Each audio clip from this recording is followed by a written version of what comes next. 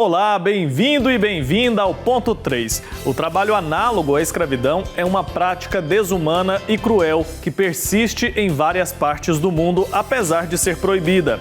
Em situações assim, os trabalhadores muitas vezes são submetidos a jornadas exaustivas, recebem salários injustos ou nenhum pagamento e são privados de seus direitos básicos, como a liberdade.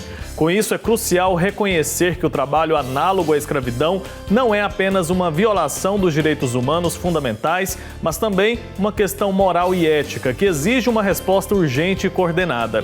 Por isso, no programa de hoje, vamos falar sobre o trabalho análogo à escravidão. Aunque tratemos de ignorarlo, la esclavitud no es algo de otro tiempo. Ante esta trágica realidad, no podemos lavarnos las manos, si no queremos ser, de alguna manera, cómplices de estos crímenes contra la humanidad. No podemos ignorar que hoy hay esclavitud en el mundo, tanto o más quizás que antes. Recemos por la acogida generosa de las víctimas de la trata de personas y de la prostitución forzada y de la violencia. Os convidados para essa nossa conversa de hoje são a doutora Guadalupe Couto, que é procuradora do Ministério Público do Trabalho, lotada no estado do Rio de Janeiro. Doutora, boa noite, seja muito bem-vinda. Olá, Wilker, muito obrigada pelo convite. É um prazer estar hoje no programa para tratarmos desse assunto tão importante. Com certeza. E a gente recebe também o Francisco Alan Santos, que é assistente social e membro da Comissão de Enfrentamento ao Tráfico de Pessoas da CNBB e da Campanha Nacional de Combate ao Trabalho Escravo da Comissão da Pastoral da Terra. Também está aqui com a gente. Boa noite, bem-vindo. Olá, eu que agradeço pelo espaço, a todos os telespectadores que vão nos escutar nesse bate-papo para falar desse tema tão importante para a sociedade. É isso aí, colocar luz a uma questão tão séria e que persiste ainda nos dias de hoje. É surreal a gente pensar que em 2024 a gente ainda precise tratar de trabalho análogo à escravidão. E eu vou começar com a doutora, quero que ela explique para a gente, nos ajude a entender o que caracteriza. Como que a gente pode entender o que é trabalho análogo à escravidão? O trabalho análogo à escravidão, ele está previsto no artigo 149 do Código Penal e esse mesmo conceito, esse mesmo tipo penal, ele é utilizado também na seara trabalhista. Então, em âmbito nacional, o trabalho análogo a escravo é aquele em que estão presentes 4 elementos. Não necessariamente todos esses elementos têm que estar no fato investigado. Pode ser um deles. E quais são? Podemos encontrar servidão por dívida, o trabalhador está numa situação de trabalho sem receber por conta de uma dívida, muitas vezes inexistente, jornada exaustiva, condições degradantes de trabalho e cerceio da liberdade de ir e vir. Havendo um desses elementos durante a investigação, durante a apuração, já podemos dizer que estamos diante de uma situação de trabalho análogo a de escravo. Entendido. Agora, Alan, Francisco Alan, você já, na sua experiência pastoral, chegou a testemunhar casos assim que se enquadrem em trabalho análogo à escravidão? Sim, na nossa atuação pastoral, principalmente junto às comunidades mais vulneráveis, onde os aliciadores ou aliciadoras vão, a gente tem contato constante com trabalhadores que passaram por essa situação mais de uma vez, ou seja, que reincidiram, infelizmente, a cair nessa rede da exploração do trabalho, nesse crime, pelas necessidades e vulnerabilidades que essa pessoa é cercada no seu território. Por exemplo, eu tive muito contato com os trabalhadores do caso da Fazenda Brasil Verde, que foi um caso que foi levado para a Corte Interamericana dos Direitos Humanos, no qual o Brasil foi julgado em 2016 como um Estado que não cumpriu os procedimentos adequados para atender esses trabalhadores à época quando eles foram resgatados dessa situação do trabalho escravo. Certo. E como que funciona o trabalho da pastoral? Então, a Pastoral da Terra, assim como a comissão que compõe também várias outras entidades, fazem um trabalho na linha da prevenção, da orientação de trabalhadores e trabalhadoras acerca dos seus direitos. Assumimos também dentro da nossa ação pastoral um processo formativo juntamente a outras pastorais da Igreja Católica, mas também de outros movimentos e de outras igrejas que também trabalham essa temática do trabalho escravo, mas também ampliando essa temática para o tráfico de pessoas. O trabalho escravo é uma modalidade do tráfico de pessoas, né? Então a gente também faz esse processo de formação com as diversas pastorais que trabalham na linha da defesa dos direitos humanos. Também nós atuamos juntamente com órgãos públicos, né? Fazendo parcerias nesse processo também de informação, de fazer essa troca de experiências a partir dos atendimentos e das demandas que chegam até a Pastoral da Terra ou a comissão. Perfeito. Agora, doutora, identificada então uma situação como essa, o que acontece? A gente tem instrumentos legais que são utilizados para combater essa prática. Quais são esses instrumentos e eles têm sido eficientes no combate? Primeiramente, nós temos mecanismos de combate ao trabalho análogo de escravo.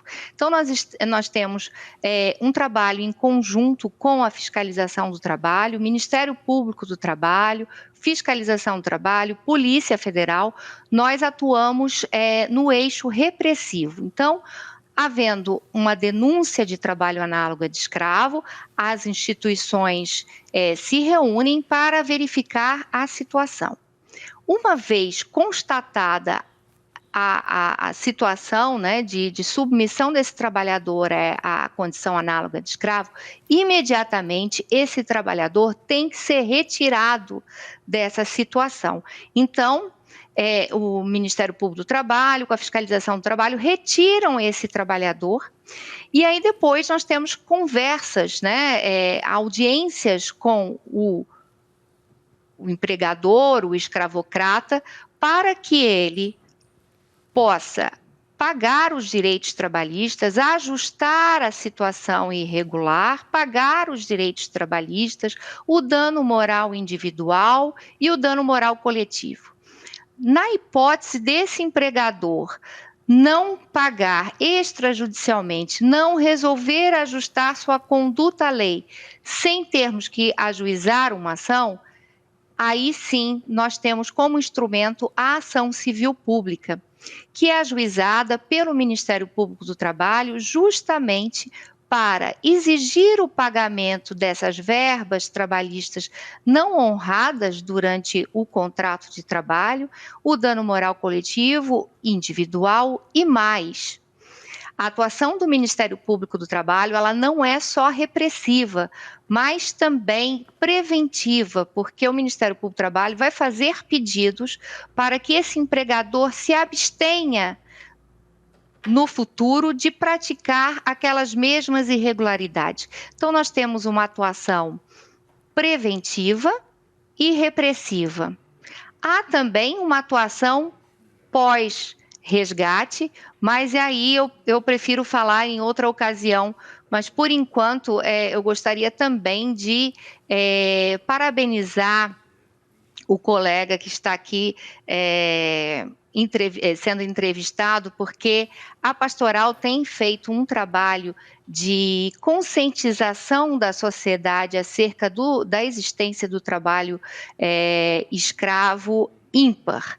E também temos recebido denúncias da Pastoral e esse atendimento pós-resgate nós temos feito em conjunto. Então, é um trabalho realmente feito em parceria, como bem salientou o Francisco. E que deve ser assim, né? Aproveito aqui então para também parabenizar ao Francisco, toda a equipe que trabalha com ele, porque é um trabalho feito a várias mãos, e também a procuradora, porque a gente sabe que o Ministério Público também desempenha um papel fundamental. Agora, Francisco, explica para a gente quais são os principais desafios que vocês encaram hoje em dia para tentar prevenir e também identificar casos de trabalho análogo à escravidão. principal desafio hoje, não só para a pastoral, mas também acho que para os órgãos que fazem a repressão, é a gente fazer um investimento nas políticas públicas que possam enfrentar as vulnerabilidades que esse trabalhador ou a trabalhadora tem na sua comunidade, no seu território, no seu município. Né? Se tem políticas públicas de saúde, de assistência, de educação, de trabalho e renda fortificado nessas regiões, a gente consegue quebrar esse ciclo que levam, infelizmente, à cadeia do processo de escravização das pessoas.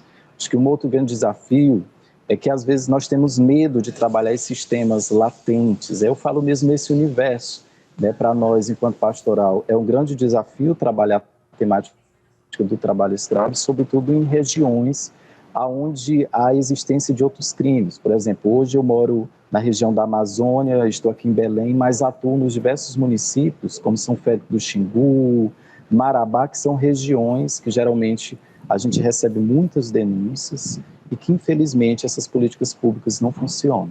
Então, se o Estado implementa melhor essa política pública, nessas diversas que eu falei agora há pouco, né, se ele faz esse investimento a partir do processo de educação, de trabalho, né, de geração de renda nessas comunidades, a gente vai ter uma diminuição. Um grande desafio é denunciarmos. O órgão de repressão, como o Ministério Público do Trabalho, a Auditoria Fiscal e tantos outros, só vão poder atuar a partir da denúncia. E a denúncia é extremamente importante, porque aí nós vamos atacar, né, os patrões ou as empresas que praticam esse crime, mas ao mesmo tempo que a gente resgata esses trabalhadores dessa situação, a gente vai também cutucar o Estado para que ele vá aprimorando ainda mais esses mecanismos de repressão, mas também esses mecanismos de políticas públicas que são necessários. A prática do trabalho escravo, o trabalho análogo à escravidão, essa prática acontece ainda majoritariamente em propriedades rurais, em locais mais afastados ou não necessariamente? Nós temos a cada ano números elevados, infelizmente. Nós estamos com a paralisação da Auditoria Fiscal do Trabalho. De janeiro até agora, pelo menos as informações que eu tenho, nós temos registrado mais de 200 trabalhadores que foram encontrados nessa situação. Há uma paralisação de mais de 1.000 denúncias que precisam ser fiscalizadas.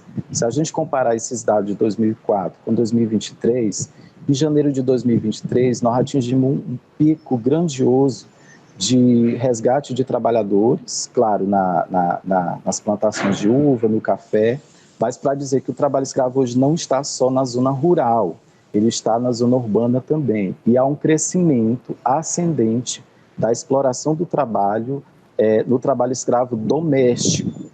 É ainda muito invisível esse tipo de exploração, mas são os casos que vêm crescendo de 2023 para cá. E como combater isso, hein, doutora? Porque se a gente tem ali um vizinho, a gente percebe uma movimentação diferente e aquele vizinho diz que está tudo bem, que é assim mesmo, que aquela pessoa que está trabalhando na casa dele é parte da família ou algo nesse sentido, o que deve acender o alerta da comunidade? Porque a gente já entendeu que a denúncia é fundamental. Como que a gente, como sociedade, pode contribuir, pode colaborar para o combate a essa prática que é tão violenta? Ainda que tenha dúvida se caracteriza ou não um trabalho análogo de escravo, faz uma denúncia para o Disque 100, que o Ministério Público do Trabalho vai postular junto ao Judiciário uma autorização judicial para ingressar nessa residência e verificar as condições de trabalho que são impostas a essa empregada doméstica. Então, a partir dessa autorização judicial, o Ministério Público investiga a situação e aí resgata ou não. Agora, como bem colocaste, muitos empregadores utilizam esse falso rótulo de quase da família para justificar a exploração, muitas vezes de décadas, de trabalhadoras que são colocadas muitas vezes nessas residências ainda na infância. Então, são trabalhadoras que se isolam socialmente, perdem todos os laços familiares, não têm vínculos sociais e aí são mais vulneráveis. E essa vulnerabilidade facilita a exploração nessas condições análogas a escravo pelo empregador, pelo escravocrata. Então a orientação ficou na dúvida, avise as autoridades, ligue lá no Disque 100, é isso que a senhora mencionou? Isso, Disque 100 ou na página do Ministério Público do Trabalho, nós temos um link ali de denúncia, ou no sistema IP.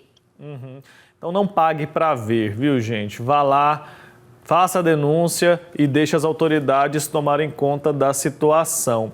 Em alguns casos, doutora, a gente percebe que as pessoas que estão ali sendo exploradas, elas vêm de outros estados e até de outros países. No caso de imigrantes, essas pessoas também são amparadas pela lei brasileira? Como que acontece? Existe uma articulação com outros países?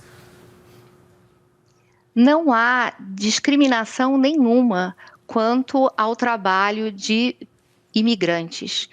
A Constituição da República, ela diz que são direitos dos trabalhadores. Então, ainda que encontremos trabalhadores de outras nacionalidades prestando serviço aqui no Brasil, é a lei brasileira que vai ser aplicada e vamos resgatar esse trabalhador da condição análoga de escravo e dar todo o atendimento, exigir o pagamento das verbas rescisórias, do dano moral, tudo como um brasileiro. Não há diferença aqui para nós. Perfeito. Francisco, agora como que o trabalho de vocês, como igreja, como instituição, funciona para também conscientizar a comunidade a respeito desse assunto que é tão delicado? Acho que nós temos uma prática a partir da educação popular, né? Essa educação que Jesus teve na época, quando estava no nosso meio, de sempre chamar nessas rodas de conversa e externar um assunto que é de extrema importância. Então, esse nosso papel de ir para as comunidades, de aproveitar os espaços, né, as celebrações, os processos formativos, as diversas pastorais que trabalham com a formação do povo em suas comunidades, são importantes. Em 2014, nós tivemos uma campanha da fraternidade, né, que trabalhou esse tema de forma geral, né, fraternidade e tráfico de pessoas. Eu acho que a existência da comissão hoje no âmbito da CNBB, ela é um fruto de todo esse processo da CF de 2014 e esse trabalho que a gente faz é justamente isso, potencializar, reforçar com a informação, levando essas informações desses diversos espaços formativos, isso possibilita as pessoas abrirem um olho, enxergarem que essa realidade existe, persiste ainda, infelizmente, no Brasil, e que é preciso, né, a gente também agir, né? A doutora Guadalupe falou muito bem, a denúncia ela é essencial, a gente não precisa ter medo de denúncia, a denúncia ela pode ser anônima, a partir desses canais, né, que bem foi expressado aqui. Então, se a gente faz esse trabalho de formiguinha, de receber a formação e passar isso, né, para outras pessoas, para outros grupos e outras comunidades, a gente tem como disseminar essa informação, as pessoas vão estar esclarecidas sobre os seus direitos e vão estar bem atentas a não cair nessa rede da exploração, que hoje utiliza muitas formas, vamos dizer, de aliciamento. A rede social hoje é um espaço de aliciamento de muitas meninas, de muitas jovens, que são aliciadas muitas vezes nesse bom entendimento de vir para as grandes cidades para um trabalho e que às vezes acabam nessa situação, seja no trabalho escravo doméstico, seja no trabalho escravo no meio rural ou de outros espaços também que tem essa necessidade de contratação de mão de obra. Perfeito. Colocar luz, né, sobre esse assunto é essencial para que a gente consiga formar uma rede mesmo de combate a essa prática que é cruel, é brutal. E eu quero entender, doutora, a senhora começou a falar agora há pouco, como que acontece no caso, por exemplo, de uma pessoa que foi retirada da família desde cedo, foi submetida a essa exploração a vida toda, por décadas, não tem amigos, não tem contato com a família, ou às vezes um imigrante. Como que essa pessoa, depois de resgatada, é acolhida e passa pelo processo ali para ser ou devolvida para o seu país, para a sua família, ou também para ser ressocializada? Que tipo de política existe hoje no Brasil para dar de volta a vida que foi tomada dessa pessoa? Nós temos desenvolvido uma política de atendimento pós-resgate. Aqui no Rio de Janeiro, por exemplo, nós temos o projeto Ação Integrada, que é desenvolvido pelo Ministério Público do Trabalho junto com o Caritas. Na Bahia nós também temos um projeto, em São Paulo também, e tem esse objetivo, é acolher a vítima do trabalho escravo, dar a ela um tratamento psicossocial para que ela se recupere dessa situação. Mas, em verdade, esse trabalho tem sido feito porque a nossa rede de assistência, infelizmente, a assistência social no Brasil, ela não tem dado o apoio, as respostas que nós necessitamos. Então, assim, infelizmente, no eixo, dentro da política nacional, do Plano Nacional de Erradicação do Trabalho Escravo, o eixo de atendimento pós-resgate está como obrigação da assistência social. Mas, infelizmente, ele não tem cumprido o seu papel, exigindo instituições como o Ministério Público do Trabalho, em parceria com outras ONGs, que se lancem nessa atividade para poder dar esse atendimento essencial. Porque o que nós percebemos é que se o trabalhador resgatado não recebe esse atendimento psicossocial pós-resgate, ele retorna para a mesma atividade. Então, como o Francisco falou, nós temos um problema de educação básica, nós temos um problema social que é prévio. Para vocês terem uma ideia, por exemplo, se vocês forem pesquisar na internet, no Observatório Nacional de Trabalho Escravo, o Smart Lab, vocês vão ver que nos estados da federação em que há maior número de inscritos no CAD único, menor é o número de trabalhadores resgatados em condição análoga de escravo. Então, assim, é uma situação de política pública que tem que ser desenvolvida previamente, de conscientização, de educação, porque nós não podemos normalizar a exploração do trabalhador à condição análoga de escravo. É preciso uma mudança de cultura, uma mudança de pensamento. Perfeito, colocar o ser humano em primeiro lugar sempre. Acho que todo mundo tem que assumir para si, né? Chamar para si também essa responsabilidade de cuidado com o outro. E a gente fala muito pouco a respeito desse assunto, né? Isso que a gente está fazendo aqui ainda é pouco visto. Se a gente pensar no tamanho dessa questão, no tamanho desse problema, acho que a gente deveria trabalhar mais a questão da conscientização e da informação. Francisco, você já mencionou aí os desafios, a gente entende que deve ser um trabalho árduo, né, combater essa prática. O que te chamou a atenção e como que começou sua trajetória nessa lida de enfrentamento aí ao combate ao trabalho escravo aqui no Brasil? Bom, o meu primeiro contato na defesa dos direitos foi com criança e adolescente na minha comunidade, a partir da congregação das Irmãs do Imaculado Coração de Maria. Tinha um trabalho ali com crianças vulneráveis, né, na periferia, e esse trabalho de atuação na Comissão Pastoral da Terra, ele se iniciou em 2009 na CPT do Piauí, atuando ali nas comunidades dos municípios de Barra e Porto, que são regiões que têm um alto fluxo de migração de trabalhadores que vêm ainda para o norte, mas que hoje estão se deslocando também para o sul.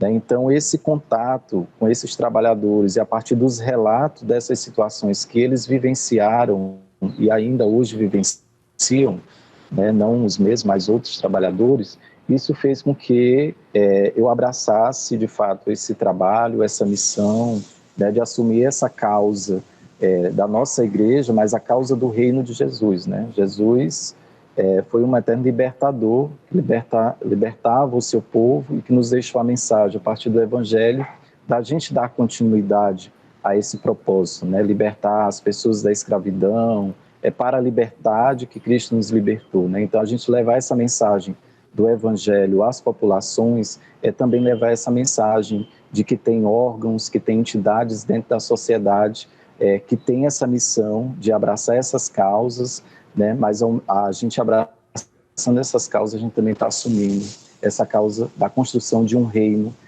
sem escravidão, né, de liberdade. O Papa Francisco sempre nos diz isso, né? A exploração, a escravidão contemporânea é uma chaga social. Com certeza é um papel de cristão, o verdadeiro cristão se atenta a esse tipo de questões.